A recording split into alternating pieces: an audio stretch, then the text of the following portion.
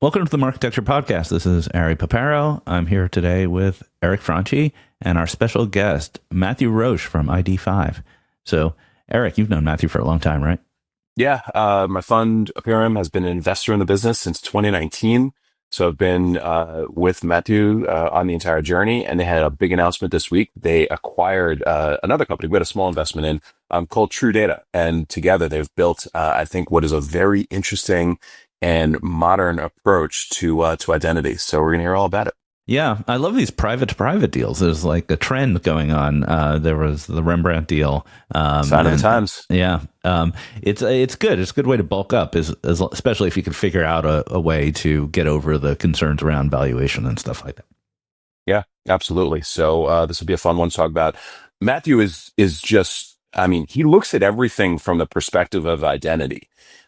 So even we'll get into the news, getting his take on things like earnings and AI and how it relates to identity, I think is a real interesting dimension that the listener is going to enjoy. Yeah. So yesterday I spoke at the pre-bid summit with Joe Zwoski, your partner. So Nice. they do this thing second year in a row where we call it Between Two Ferns. Yeah. And The bid switch summit. the bid switch. Yeah. What did I say? Yeah. You said pre-bid. Oh, I'm sorry. Pre-bid summit was a couple weeks ago. Yeah. So Barry and the team from BidSwitch had us on, and the conceit was that they give us the questions to ask each other that we've never seen before, and so that was kind of fun. And we talked about your podcast. You do 3 podcasts now. Why don't you plug you do the this podcast, Open Market, and the Imperium podcast? No, I let Joe and Corey have the Imperium podcast, so I'm on too. So you guys were making fun of me? No, I was just wondering, because I think in this podcast we have a good dynamic where you're the straight man and I'm the unhinged one, and I was just wondering how it works on the Imperium podcast. Those guys do it. I'm not involved. Totally straight. I have overexposure already. I feel like with 2 pods, so it's two straight men. Right. Okay, but you can, if you're not getting enough Eric content, you could go to Open Market and listen to that. With Joe Zappa. Yeah, on that one, I have Joe Zappa, who similarly, I'm the straight man, and he is unhinged at times. All right, that's what you need. That's how you get the ratings in the podcast game. All right, let's jump in with Mathieu Roche from ID5, talk about the acquisition of TrueData and the whole identity market. We'll be back in a second.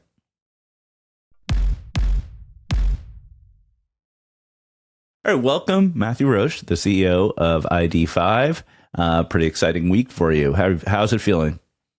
It feels like a relief, right? I posted about this on LinkedIn that you're schizophrenic for 4 months when you're going through a deal, because in your head you're already in the post acquisition, right? Like you know what you want to achieve, the organization, the pitch to clients, but you have to keep it super confidential. There's only 6 or 7 people on the team who knew about the LOI and due diligence and everything, and so you're living in 2 worlds. Right, which is terrible. It's just I feel so I'm happy to be able to finally come out and tell the world how excited we are about the acquisition of TrueData. Yeah. So before we get further disclosures, I'm an investor in ID5. Eric's an investor. You're an investor, right, Eric? Apparently, my fund is an investor in ID5. Okay. So we're talking up our book here. ID5 is the best company on earth. So let's start with the facts. What happened? You acquired TrueData. What is that? That's right. So ID5 is an identity company, but very focused on IDs, right? What our job is to make devices addressable, recognizable over time. And TrueData, and we've played with identity graphs a bit, but it's not where we come from, right? TrueData is an identity graph company. Their job is to, connect, all sorts of data at a user, or sort of, devices together at a user and a household level, and to be the Rosetta Stone, right? So that if you have an email or a cookie or a mail or something, they can stitch it together and tell you this is this user, this household, right? And those are the other IDs that this user and this household belong to. And so we're bringing together basically a graph and an ID. That's the pitch behind the acquisition. If you had asked me last week, I would have said you already did that. So maybe I'm a bad investor. So how did it work before the deal? ID5 would resolve each of those devices to its own ID that was consistent, but it wouldn't stitch them together. Is that the difference? No. So when you think about how clients use us, right? Clients use us to recognize devices, and most of the big clients that we work with, they add our ID to their graph, right? And now we've got like an end-to-end proposition. They don't have to go source the graph elsewhere or to build their own graph themselves. We see more devices than probably, most people in the space. And so we have more signals. We're able to build better graphs and connect those graphs with the ID that sits on devices that nobody else is able to recognize, because there's no cookies in Safari. There's no made in like some, iOS devices that don't allow that, so those are the type of things we can bring together so that we can increase match rates between, the data that people have about their customers and the devices that they want to reach those customers through. Right. So your customers are whom? They're other ad tech companies? So a lot of ad tech companies, a lot of publishers, and increasingly, especially with this acquisition, more and more brands and agencies. Identity is not a feature, right? It's not something you buy, something you use to get to to deliver something, right? Whether it's targeting or optimization, frequency capping, measurement, right? All of that needs the ability to recognize people and to overlay data on those the devices that you recognize. And so we kind of power a lot of those capabilities, but in the background, and a lot of those capabilities are leveraged by your DSPs and your SSPs, your CDPs, your clean rooms, your publisher, right? Your publisher techs. So it's really powering a big part of the ecosystem, but kind of in the background. So from a customer's perspective, they probably already were taking your IDs and doing some matching with a graph of some kind. So potentially, if a customer wants to use the TrueData graph, they're being able to reduce their vendor count and their cost by one. That's correct. Yeah. Right. Well, we're going to call that upsell, but there is certainly economies of scale here. But it's also like, the more you stitch the finished product, the less kind of stitching capabilities you have, because a lot of the original signals are lost in the finished product, right? And so we're elevating that so that we're able to make that stitching at the most granular level, which means the scale that we're going to be able to deliver with the graph and the ID combined will be really unique. And is TrueData a deterministic solution? Is that a way to think about it? So, and ID5 was historically a probabilistic solution. That's an age-old debate. The ID5 ID is stored in the device. So in this sense, it is very deterministic, right? When the device calls us, we read the ID and we respond to the ID. However, there is a lot of algorithm happening in the background to be able to recognize that this device and that device are the same one when, they are connected on different IP addresses in the morning or the afternoon, or where they are, you've got different browsers, or you're in apps one day and you're in a browser the other day. Like, those are the type of algorithmic processing that we do in the background. But there is definitely a deterministic foundation, right, with the TrueData graph that we're able to expand probabilistically now with this acquisition. And what's the current state of that debate, the deterministic probabilistic debate? First of all, is it a debate? Second of all, are customers or platforms choosing one side or the other, and or is everyone doing everything? I think it is still a debate, because we love a debate and we love to kind of throw complicated words at each other. I think when you look at it from 30,000 feet, what matters is, am I able to recognize enough people, right, to kind of be able to run my campaigns? And I'm able to use that recognition capability to target, to optimize, and to measure, right? And so the methods that are underneath, as long as they are legal, right, and they drive efficiencies, it's almost irrelevant. So, some people say probabilistic is better because it gives you more scale. Deterministic is better because it gives you more precision. In the end, it's always a trade-off, right? Nobody cares for an audience of one. But like, if you're going to give the same ID to everybody because your algorithm sucks, nobody cares either, right? So it's a matter of like, how do you find the right, equilibrium between scale and precision? And this is exactly how we train our algorithms, right? That's precision and recall trade-off. And how do you? But in the end, what matters is that it works, and all of our clients benchmark us against some form of truth set, right? Some form of thing they consider being the truth, and if we're not good enough, we're out the door. So there's a very clear measurement. Do customers do a test generally before they onboard you? And what is the truth? What's the truth set? Like, known users with emails and logins or something like that? It depends. You can use third-party cookies. You can use logged-in users. You can use customer databases. You can use another graph. You can use, it depends what your reference is. But there is always, most of our contracts start with a POC. and then convert into like a long-term relationship once the POC has been successful. So how's this position you against like LiveRamp? Are you head to head with him?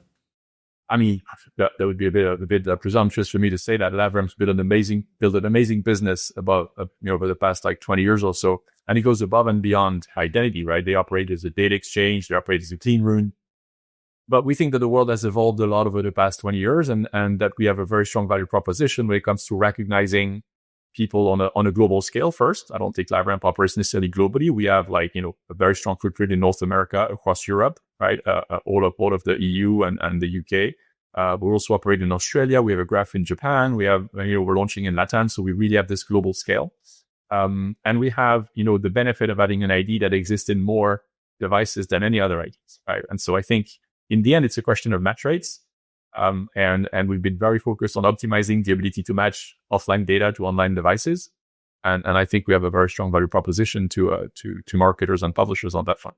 So the leading IDs out there, we did a top 10 IDs, like that was, I might have been more than a year ago with Mike O'Sullivan. But it was a while ago. It was, yeah. But I think if I remember correctly, it was like probabilistic IDs were the leading ones were, ID5 was definitely, when we called it probabilistic, was definitely up there. And then deterministic was ramp ID, UID, and maybe low to me. Although I forget what they call it. They have an ID name or something like that. Is that still the kind of the shape of the market? I mean, Mike and Sincera have been almost our best marketing platform, right? Because they've shown that ID5 was consistently the most adopted ID by publishers across their 200,000 websites that they track. Yes, I think LiveRamp UID2, right? Low to me was up there.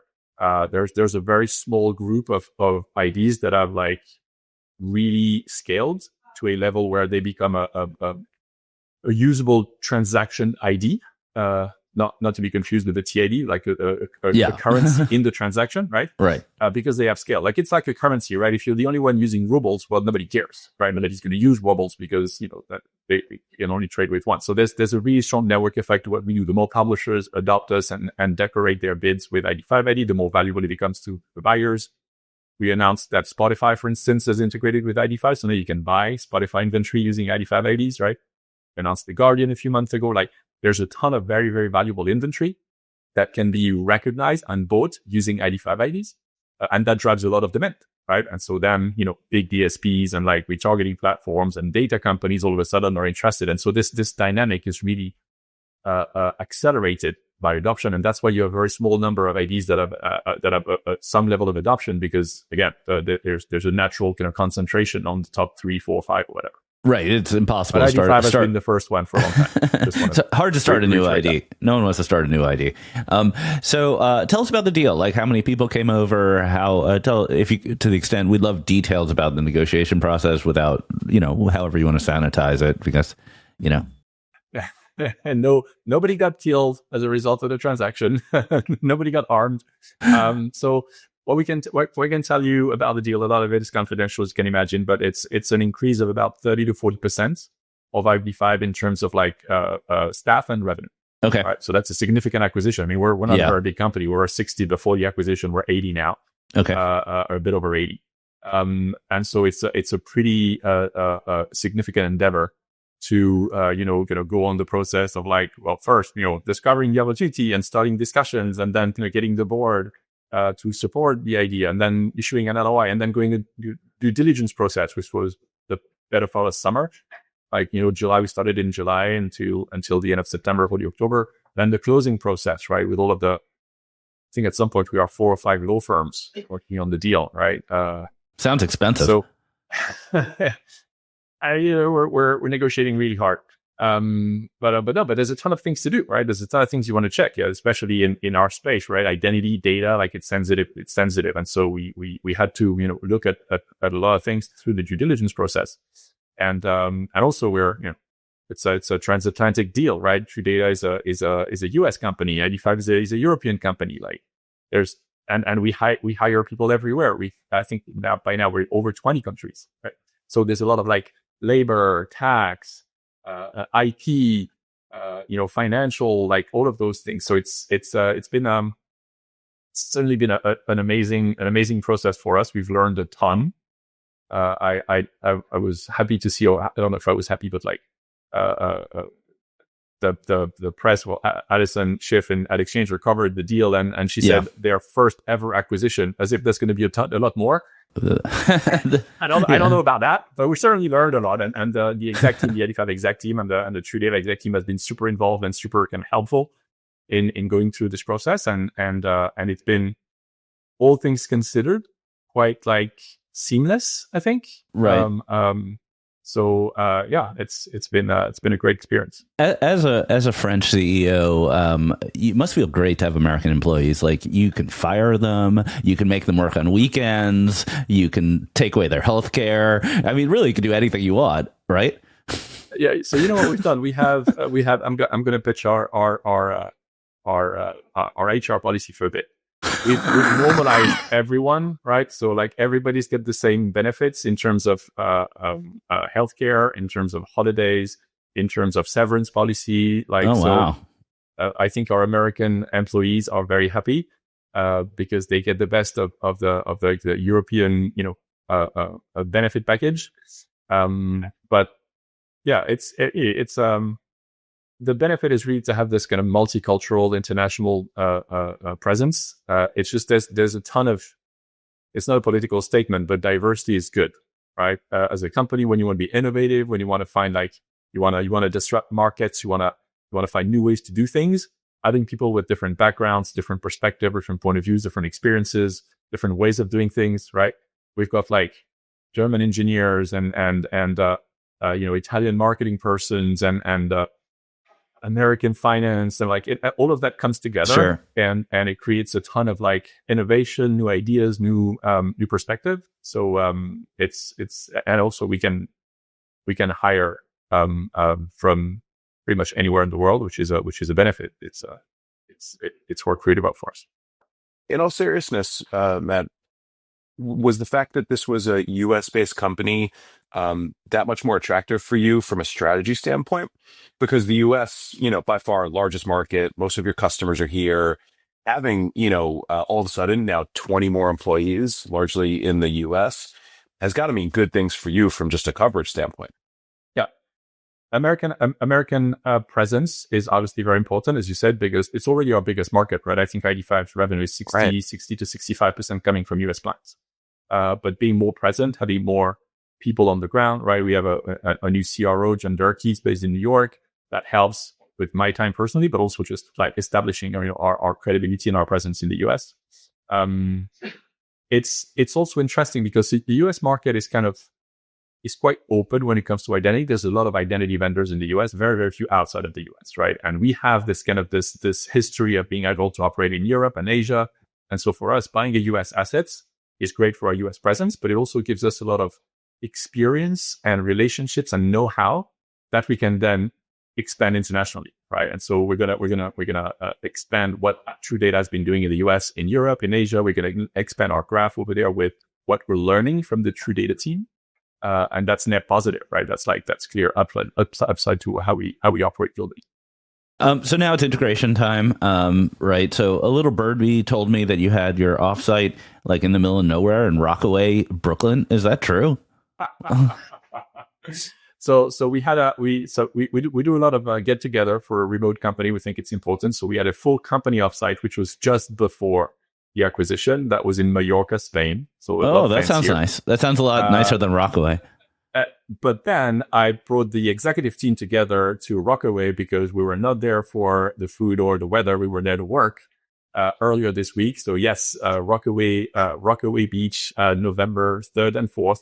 Oh my God. Is what we treated the exec team to. And you know what? We had 2 amazing days. Did you like get Russian food or something? So the food options in Rockaway are quite limited, to be honest. But the Rockaway Hotel, right? Free plug here. I'm not paid. I didn't get a discount, but it was a really good destination for. And the best benefit is 20 minutes from JFK. Out of the 9 people on the exec team, 7 of them were flying. So proximity to the airport was critical. You could take the air train right to Howard Beach and just walk there. It's like a magical part of New York that most people don't see. So I guess like what's next? So obviously you're trying to integrate these products, sell them together. But from a customer's point of view, do they know what to make of this? Like, is it obvious? Just check the box and get the combined product, or is there work? And what's the transition going to be like for customers if you're assuming you're going to upsell them on that? Yeah. So, I mean, there's actually in the market, I think there's a better understanding of what an identity graph is than what an ID is, right? I think historically the market for identity graphs has been there, right? You have people like Drawbridge back in the days, or Tapad, right? Prior to the acquisition, they kind of pioneered the notion of identity graph. So it's not a new thing. There is a market for that. There is an established set of vendors. Most people have been building their graph on cookies and maids and emails, right? And so the legacy graphs kind of have a lot less reach because those signals are less available. So what we're going to do is actually augment the graph with all of the benefits of having an ID like ID5, which is available everywhere across all the devices in all the countries. So, but we're going into a market that is actually more established and a bit better known, if you wish. So I think it will be a very logical step for our clients. A lot of our clients are actually, we have a lot of clients in common, TrueData and ID5. So that's going to be an easy kind of a tie-in. And in the end, the key success factor is the metrics, right? And by bringing the best ID in the market with one of the best graphs in the market together, you just increase the match rates you can provide. And that's the only thing that matters, right? People want to be able to reach their customers at scale, want to be able to apply data at scale, want to be able to recognize as many devices as possible at scale. And so that's what we're gonna deliver with better match rates than everyone else in the market. Any thoughts on the company name? You're keeping an ID5, switch to TrueData, new name, throw an X in there somewhere? It's ID5. It will be ID5. We're going to retire the TrueData brand, and everyone has an ID5 email address, and soon we'll have an ID5 sweater. So we're sticking with the French play on word. What is the French play on words? You don't know about the 5. So 5 in French is sync. There you go. See? Wow. Oh, wow. Yeah. Mind blown. Did you know this, Eric? Or you were totally on top of the French play on words? Okay, my bad. All right, with that, let us take. I had to pitch him right to get a beer him on board. So I had to deploy the charm. He's a great storyteller because he weaves it in. You and Elon Musk with the sync jokes. All right. I'm not sure. I like the analogy. I prefer the reference to Librem better, I think. Well, all right. Let's take a break. That was a great conversation. We'll be back with the news of the week. As always, lots of AI, lots of earnings, other stuff. So we'll be right back. All right, we're back, everybody, with the refresh. Hope you're ready. We have a lot of earnings, but this is interesting stuff. Some themes that we're going to continue to pull out from a lot of AI and some other announcements. We'll see how much we can get through. All right, as with last week, I'm going to tick through the earnings pretty fast. You guys just kind of keep track. Give me your reactions after we go through it. So we'll talk about 6 companies. First was Reddit. Revenue up 74% year over year. Ad revenue up 74% year over year. Just a rocket. Like, well done, Reddit. Interesting thing is that they said they aren't seeing traffic from generative AI. So these are mostly users that are just going to Reddit. And even with all of the deals that they're doing with Google and such, not having an effect. Amazon, super strong quarter for ads, up 24% year over year to 17 billion, like their peer set. With cloud, AWS up 20% year over year. It is on a $132 billion run rate. They subsequently announced a big deal with OpenAI that sent the stock up. Magnite, solid quarter, revenue up 11%, CTV up 18%. Interesting thing, and I want to ask Matt at some point something about this. They said DV Plus, which is basically all things not CTV, audio is the fastest growing segment of that. Roku, solid quarter, platform revenue, which is ads, up 17%. They also released an ads API. Mountain, this is now the second quarter from Mountain and a solid quarter, $70 million Q3, up 31% year over year. SMBs went from 6% of customers in Q4 to 15% this quarter. And then finally, this one snuck in right before we got on the call. Stagwell rocketed on both earnings and a partnership with Palantir. So on their earnings, they disclosed that it's developing an AI-driven marketing platform that is designed to integrate large data sets from Palantir and unlock potentially hundreds of millions in revenue over time. Their stock went up 31%. So what do we got here? I'll let you guys talk in a second. Continued strength in advertising businesses, doesn't seem to be sign of recession. Continued strength in cloud, and a couple of interesting things getting pulled out here, right? SMBs up, audio up. What do you guys think? I'll jump in quick. So Reddit's interesting, doing really well. People don't really acknowledge that Reddit is a walled garden. You can't buy their ads using any system besides Reddit. They had programmatic years ago. I predict they're going to move to more of a hedge garden over the next year or so. They're definitely, now that they've got their sea legs on advertising, it's a little bit easier to let other people bid in there.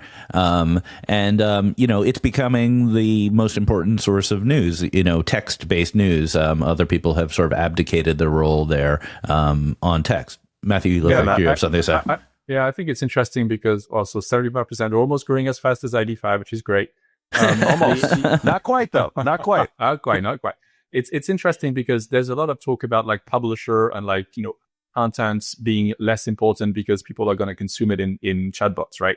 Reddit is a good example. You cannot predict its conversation, its news. It's fresh, right? And so I was at a Tech Lab event this morning, and John Roberts from People Inc. was talking about the importance of content and new content, because if the models are trained on last year's content, well, it's only going to be interesting for the thing that doesn't move. Everything that moves, and conversation on Reddit are by definition things that move, right? News, sports scores, all of those things.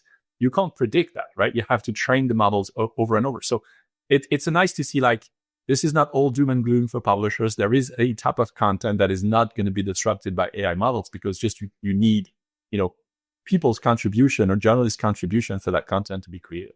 Yeah, and on the other side of it, there's just one Reddit, right?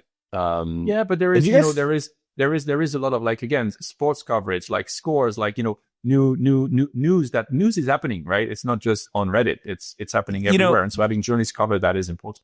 We're going to talk about how people and its licensing deal with Microsoft AI. But what's interesting is about this AI licensing stuff is that it's, the easy to understand example is the latest news, right? That you'd have to license that. But actually old stuff is also licensable in real time, because if from a AI perspective, you need RAG. So if you want to analyze a bunch of content, not just get the answers from the already trained model, you need to get that stuff on the fly. And so there's a license model for legacy content as well that Reddit could really benefit from. The other ones, I went to the Roku event yesterday. So Roku had a event here in New York. It was focused on performance. They're very focused on performance advertising. I think the strategy there is that kind of a little bit like Universal Ads, they have a UI for performance advertisers that they control every aspect of, and an API now, which they announced yesterday. And then they obviously benefit from the broad ecosystem of programmatic for more upper funnel type stuff. So it's a nice, interesting, balanced approach strategically. On the product side, it's interesting to hear performance and TV in the same sentence, because it wasn't always the case. Now you have the Mountain News, you have Roku that's doing a lot on performance, and I think it's we see a ton of traction on that front as well, because a lot of that performance happens outside of the TV, right? To be able to connect exposure on the TV with app download on a phone, or website visit on a visit on a website, or even in-store transaction, right? Connecting the dots. At the heart of it, there is an identity spine, there is an identity graph that has to power that.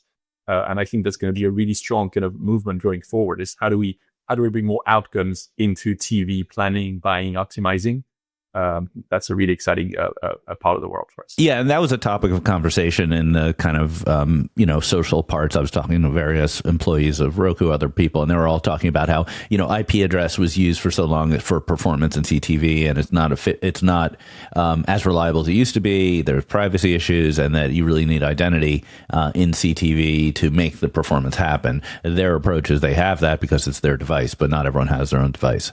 So I think you're right on there, Matthew. There's I don't think it made the news, the refresh for this week, but there was a report released yesterday by SIM and Go Addressable, I think, which was measuring like the persist of IP addresses, the use of IP addresses, right, and their persistence, the ability to connect IP addresses to other types of signal like emails or whatever, showing it's pretty poor. I mean, it's kind of a dirty little secret, but like IP addresses rotate all the time. Right. And if you only use IP addresses as a way to recognize a device, you're going to make a lot of mistakes. And that's where our integrations with devices that are basically a device ID, right? That's what the 85 ID is. Gives us the stability that even if the IP rotates, even on TV, it rotates a ton. Obviously on mobile apps, on mobile phones, it rotates even more. But like being able to like connect an IP to a device on a stable level, and over time is really critical. Otherwise, you're gonna lose a ton of customers by just leaking their IP address. Yeah, the rule of thumb I had heard was 20 days was the average length of an IP in a household. Not now, obviously, in a public space or a phone, it's going to be totally much faster. But in a household, it's 20 days. But I've also heard that it's declining pretty rapidly because of some technical reasons, like the move from IP4 to IP6 and things like that. Yeah, and the use of mobile networks to connect households now, right? With certain ISPs, certain telcos, actually, plugging the home kind of Wi-Fi into a mobile network, which then rotates the IP address much more often than traditional cable or land ISPs. I think with Matthew here, every conversation in the news is going to turn to an ID conversation. I think we have a little bias in our conversations there. I'm not mad at it. One tree pony. I'm not mad at it. It's not even because I'm an investor. Like you're bringing us along for some pretty sophisticated info on Roku. This is the manifestation of a couple years of work. I would note, like people forget they invested in TV Scientific last year. And I forgot that. They've been all in on performance for some time. So it's great to see they're continuing on this road. Yeah, absolutely. And they announced, it was interesting, like they announced an API for their ad manager, and it was a little bit like, oh wow, they have an API. That's like join the party, right? But they're investing. It's good to see investment, right? The other thing, Stagwell, Palantir, it's kind of like one of those like two companies that are buzzworthy, but that no one can tell you what either one of them does. You know what Stagwell does. Stagwell is an agency, right? They're like the new Merkle. They're an agency. They've got a collection of like really good brands like Code and Theory, and they've got the sports business. They've got a bunch of like, I think good disparate assets. But for sure, Palantir is a hot company. The hottest company in ad tech besides ID5. How did you call them an ad tech company? Yeah, total. No, I like the idea of merging the ad tech world with the military complex. Like it's like it's just targeting, right? We're in a bit of healthcare and like we're golden. It's like, someone pulls up an app, looks at a game of Candy Crush, and either they see a 30-second non-skippable ad or a Hellfire drone kills them. And we decide on the fly. The algorithm decides. All right. Oh, man. How do you recover from that? I don't know. I have nothing to say. I don't have an ID joke that comes up right now. Welcome to the pod. This is why everybody's you gotta tune into YouTube just to see some of the reactions here. When's your cat coming back on the pod? He's locked out of the room. I'm sorry. We have to do a holiday episode or interview the cat. No problem. All right, let's talk about AI. So Matthew, talk about what People Inc. said this morning as a to set the stage, and we'll talk about their Microsoft deal. Yeah. So John Roberts has been on a bit of a roadshow, right? About people, which is great because it's really helping educate the marketplace about how they can engage and be kind of offensive when it comes to like embracing AI and like interacting with AI LLMs, right? Rather than being just like, defensive on that front. And so they've done a bunch of deals with LLMs. They've been, I'm not going to, I don't want to put words in his mouth, but like, I think they were early with like Cloudflare in the blocking of like, unauthorized or unmonetized, right, content scraping from LLMs. His position makes sense, right? Like this is just like stealing content from publishers. If you just like crawl the content, train your LLMs on the content without kind of sending them traffic, right? At least Google does that and then sends traffic to publishers with search, right? And so there is a monetization. They still keep 50% or more of the value in the process. I agree with you, but like there is at least a form of compensation. There is it's a give and take, right? I'm going to take your content, I'm going to index it, and then you're going to get the benefits of traffic going to you. Well, you've got all of the calories, none of the good taste with the LLMs because they take the content, they build that product, and they keep the users for themselves, and you don't get the traffic. So like that doesn't work. And John's making a very eloquent case for publishers to protect their content, their number one asset, their content, right? And license access to the content to people either via Cloudflare. I think they've done it here with OpenAI. Now they've announced this with Microsoft. And there is a real marketplace to be built here, right? Like how much, like we know the value of content from an advertising standpoint, right? It's the CPM that people are ready to pay to reach users on that content. What's the value of content for AI engines? I don't know. We need to find that out. Right. There's also a cloud play here, which is that the model of a big LLM used by hundreds of millions of consumers is one model, and we want those. I think we could say we want those folks to pay for the content. But there may be, thousands of enterprises using LLMs in different forms, and they may need up-to-date content from publishers to make their LLMs function properly. And maybe they are paying on a per-usage basis as well. And that's an area where Microsoft is particularly well suited, where they can provide the cloud resources, they could provide the base models, and they could potentially provide a marketplace by which your models have access to the latest content. Yeah, which is exactly what this announcement from People is about. So they signed a deal to be part of Microsoft's content licensing marketplace. It's called PCM, Publisher Content Marketplace. And this is interesting from two perspectives. Now, one, it compensates pubs on a per-use basis. All of these licensing deals to date, largely from OpenAI and some others, have been kind of all you can eat. They just want to have like open, fire hose access to content, which is it's hard to value, right? To Matthew's point, like, so it's a little bit of just, what you can negotiate. This is the first of what I think is the model, of the future of pay per use. So, if you have good content and, it's in demand or it's super niche and valuable, and you get compensated on a pay-per-use basis. So I think that's interesting.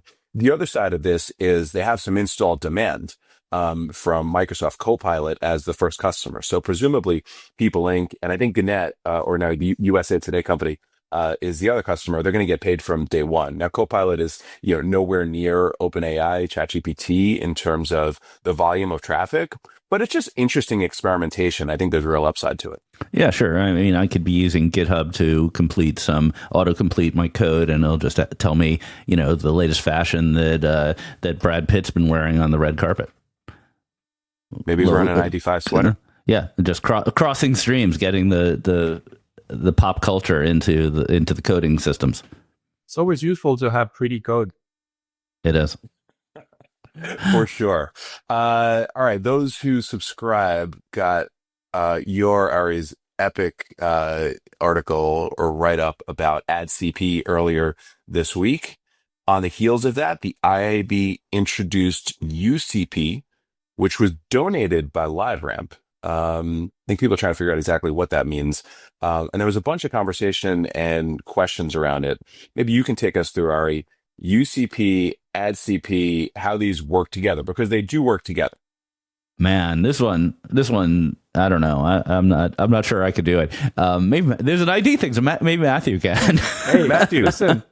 If somebody said ID, yeah, UCP is user context protocol. So it's basically a standardization of how you transmit user information, right, in between agents, right? So it's think of it as like the buyer UID or the extended ID field version of the AdCP protocol, right? Buyer UID, extended IDs, that's RTB. That's how you pass, user IDs in the RTB transaction.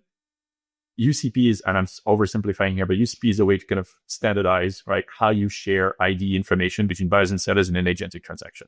So it's a protocol, right? It's great that LiveRamp is kind of contributing to the open source effort and donating this to the Tech Lab. And it's just like a way for us, right, ID providers and identity companies to be able to normalize how we pass identity information between buyers and sellers in an agentic world. So AdCP had a segment finder effectively that allowed you to interrogate the library of a given data provider. So this is at the user level. I'm still having a bit of a hard time understanding how this works. Maybe a future newsletter. But in my mind, explain this to me. Like, you have a user and they're in one system. You want to get it to another system. How does AI fit into that? The fact that there is an agentic transaction at user level is still a question mark. Right? Okay, I think right. AdCP is a great planning and measurement solution. Is it going to replace RTB for like one-to-one transaction at a user level? I don't know about that. Right. But if it is ever going to happen, whether it's programmatically or I don't know if you can or guaranteed buys, for instance, right? You could still do that at a user level. If you can get to the velocity level that you need to be able to do individual transaction, you need to be able to pass user information in that call, and that's what UCP will help you normalize. Okay, watch this space. I'm going to leave it at that, since I don't want to sound stupid on my own podcast. This is all science fiction right now. This is all science fiction right now, I think. But like, it's good that we're putting the guardrails in place, right? Yeah, for things to happen in the future. And very good that this happened to be the week that you were on, Matthew. Yeah, exactly. Right. Always happy to come back to help you decrypt the complicated identity topics in the world. Absolutely. All right, let's move on from identity to creative in the realm of AI. So 2 interesting things this week. The first was an article that Sora is trying to license IP. So there's a new feature called the character cameo, which is a way for individual users, who are already able to use their likeness to insert themselves into AI generated videos, to now incorporate characters they have created or downloaded. So either of you guys playing with Sora yet?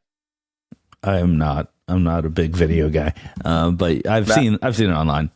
Matthew? Nope. I've been a bit busy over the past few weeks, as you've heard, and I haven't had a chance to dig into this. Sorry. You get a pass.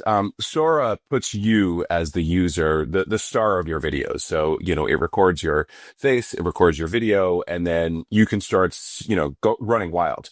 One of the things they did that was very smart from the beginning is they did a couple of creator deals to allow you to, make videos with a creator, and the consent was always on. So one of the examples is Jake Paul was, one of these first creators. I was messing around with creating like fighting videos of me and Jake Paul like fighting each other. So it's fun. So now extrapolate that onto like every possible creator or brand or thing, right? So Ronald McDonald, Disney characters, all of that stuff. I personally think there's real upside to brands who, have like incredible likenesses of characters to give ChatGPT, give OpenAI the consent to do this in the right way, because the ability to like have this run wild with marketing is like so interesting. The other side of this is brands might, not want to have any control at all, lose control at all, and say absolutely not. This is a binary decision. I think it's going to be fun. I think the rollout, though, is interesting because they rolled out Sora like literally only like 4 weeks ago, and it has no controls whatsoever. And they kind of thumb their nose at every intellectual property law in the world, saying, "Oh, you can opt out of having your IP in our system. You could call us or email us and list every single piece of IP you do not want in the system, right?" Which is totally unrealistic and illegal. And then just days later, they back off of that and say, "No, actually, it'll be opt-in," and they start hammering down the obvious, like the Family Guys and the things like that, which are obviously And now they're positioning it like this is their idea all along. They're creating a marketplace for content. This was the business plan for day one.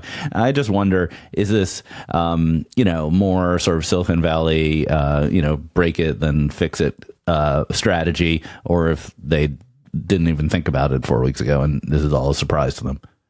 I think it's a little bit of both. But ultimately, I think this use case is real. And it could be a really interesting brand new channel, frankly, for brands to engender loyalty with users. So I think it's something to keep an eye on. You guys got to use SOAR to I think, fully grok it.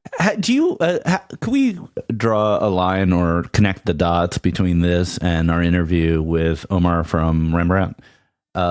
Is this like, because it's a similar tech, it's like a little bit of a different use case. Is he on this, or is this a competitor to him? I know I'm asking you to speak for him, but what do you think? How does this relate to your investment in Rembrandt?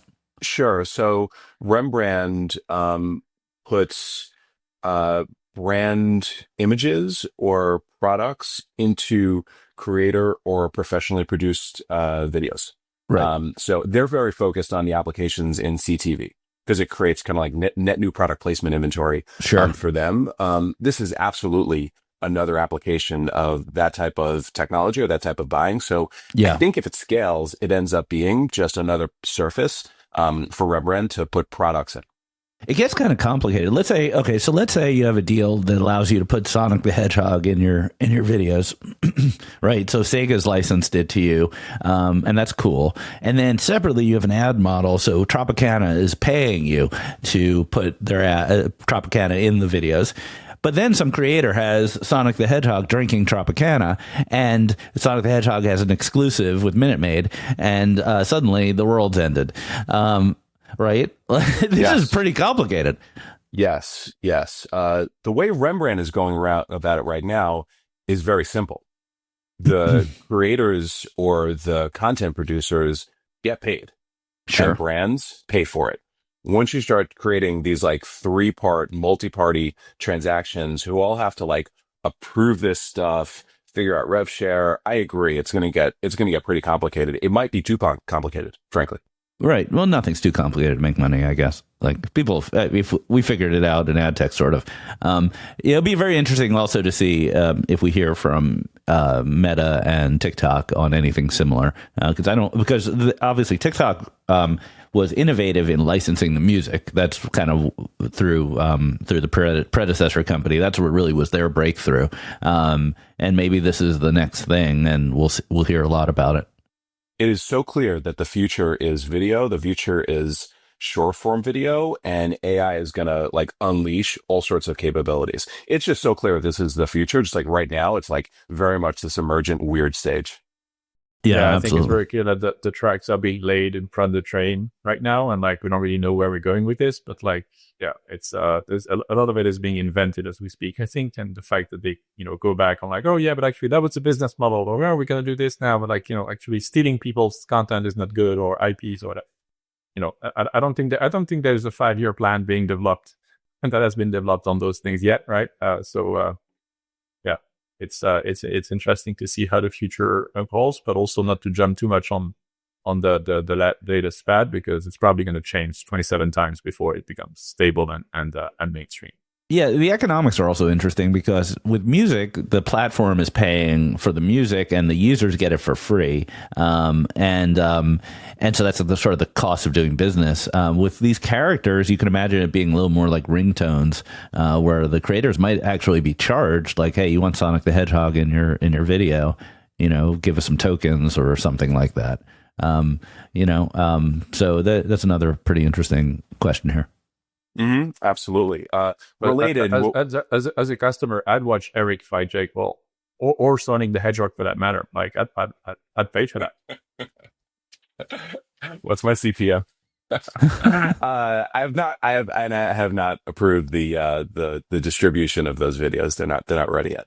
I'll send them to you in a group chat. One more on this. So Coca-Cola is doing another AI generated ad for the holidays. Talk about that one, Ari. Yeah, so last year, Coca-Cola did their holiday ad using AI, and it was widely panned. Like the wheels were not spinning like real wheels and things like that.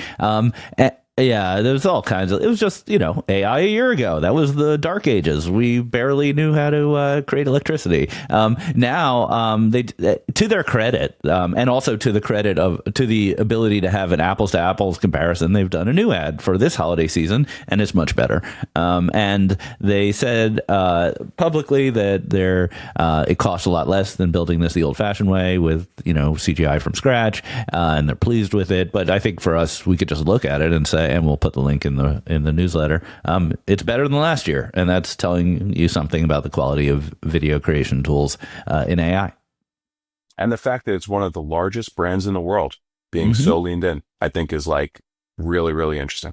Yeah, I think it's a little bit of like, look at us, like the same way Super Bowl ads have the halo effect of all the PR. But it gets us talking about Coca-Cola and their winter ads, and that's probably part of the point.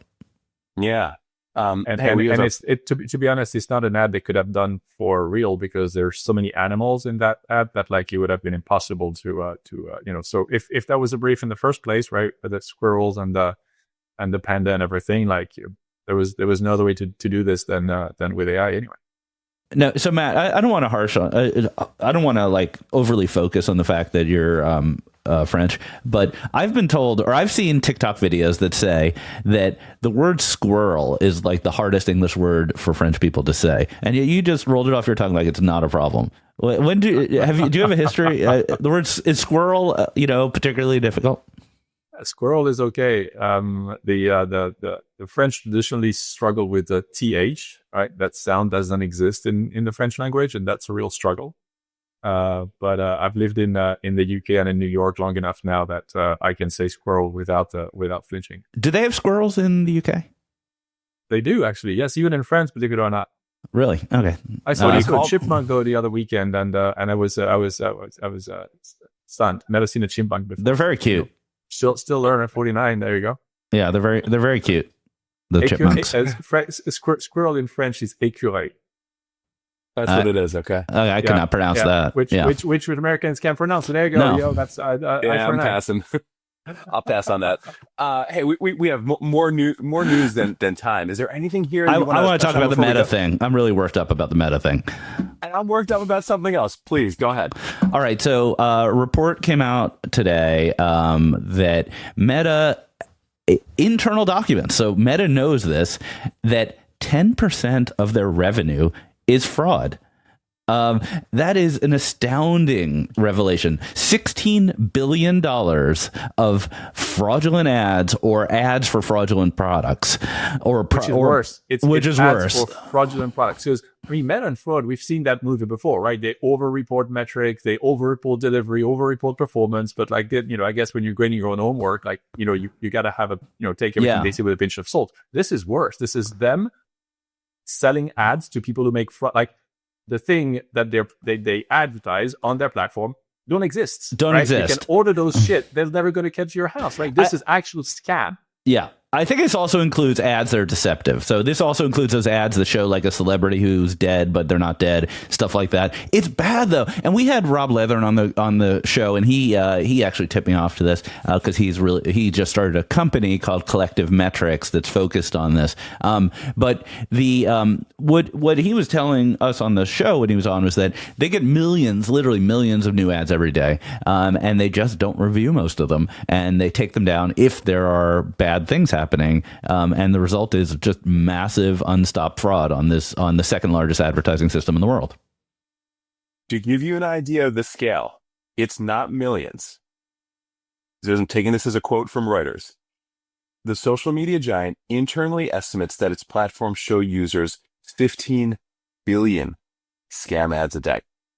Unbelievable. I mean, this is someone should go to jail. Like I spend all my time on antitrust. I could give a shit about antitrust. I care about grandma signing up for, something that's going to charge their credit card every month, or buying a product that doesn't exist. Like, and they know about this. This is awful, right? This is awful. I'm surprised that we're still surprised, but yes, it is awful. But I'm surprised that we're still surprised. All right. We don't have to cover off on my thing. My thing was Brian O'Kelly versus Jeff Green. No, come on. 5 minutes on Brian O'Kelly versus Jeff Green. Give us the timeline on this. Okay, Hold on, so a couple weeks. that's not on the show notes. Hold on. Like we didn't prepare for this. We didn't prepare for it. Matthew, it's okay. I'll walk you through. I'm very invested. So Brian posted a video response to some of Jeff's posts about the ecosystem, and was just a complete troll. It was on LinkedIn, and it was basically one of these videos where I think we talked about this. Sorry, he was writing Jeff's content, and like sort of kind of explaining what he was thinking at the time. It was a complete troll. It was the funniest thing I've ever seen on LinkedIn. It was the funniest ad tech content I've ever seen on LinkedIn. I've seen some funny things. He recently, just yesterday or the day before, posted a follow-up, which was a bit of an open letter to Jeff. And at the end of it, there was a screenshot of Jeff's LinkedIn. And it appears that Jeff unfriended or unconnected with Brian on LinkedIn. They're no longer connected, or that was the implication. Yes. So I will say, I'll let you guys go first. What do you think? I think it's hysterical. I love a good beef. It's a friendly beef. They're not like really being mean to each other. And the comments on O'Kelly's post are hysterical. There's Trade Desk PRs involved there. There's some woman who's like, women can't beef like this. We would be thrown out of the industry. And various people laughing. And it's pretty funny, right? No harm. No one's getting injured here. No stock prices tanking. It's just like a little beef between people. Frankly, they've known each other for 20 years, because what a lot of people don't appreciate is that Jeff was a senior executive at Microsoft after ECN got bought, and he was instrumental in the decision from Microsoft to outsource all their programmatic to AppNexus, which was the thing that made AppNexus's business. So they have a long history. And fast forward to 2025, they're beefing. Everybody loves a good celebrity death match, right? They're ad tech celebrity. They are allowed to do that. Yeah, what Absolutely. I'd love to hear them talk for real about AdCP and AI, because to a large extent, O'Kelly is positioning AdCP as a replacement for RTB, and that probably doesn't sit that well with the Trade Desk and other DSPs that bid entirely on RTB. Ryan, Jeff, come on the pod. Let's do this. We'll have a longer special episode. You could air it all out anytime. You know how to get in touch with us. You do. Let's end it there. All right. Well, this is a great conversation, Matthew, and to both the ID5 team and the TrueData team. Congratulations. Thank you definitely, we're going to be watching this space, hopefully, and see some exciting things going on. Absolutely. Thanks for having me on, guys. Congrats. We'll see you next week, everybody. Bye-bye. See you next week.